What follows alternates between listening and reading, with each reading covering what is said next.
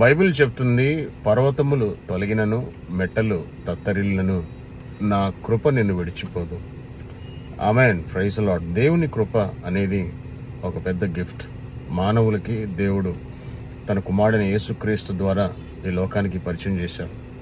ఎవరైతే మరి ఈ కృపను గ్రహిస్తారో, కృపలో మరి దీవెన ఉంది, ఆశీర్వాదం ఉంది, భద్రత ఉంది, కాపుదల ఉంది, అలాగే మేలులు మన పట్ల జరుగుతాయని ఎవరైతే విశ్వాసం ఉంచుతారో వారు ఎంతో ధన్యులని బైబిల్ చెప్తుంది. మై ఫ్రెండ్స్, వినండి.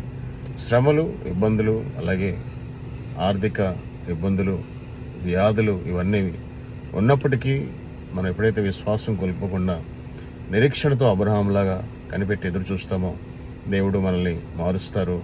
మన జీవితంలో గొప్ప మేలు ప్రభు చేస్తారు. మరి ఈ ప్రామిస్ ద్వారా దేవుడు మనందరినీ దీవించి ఆశీర్వదించునుగాక. ఆమేన్.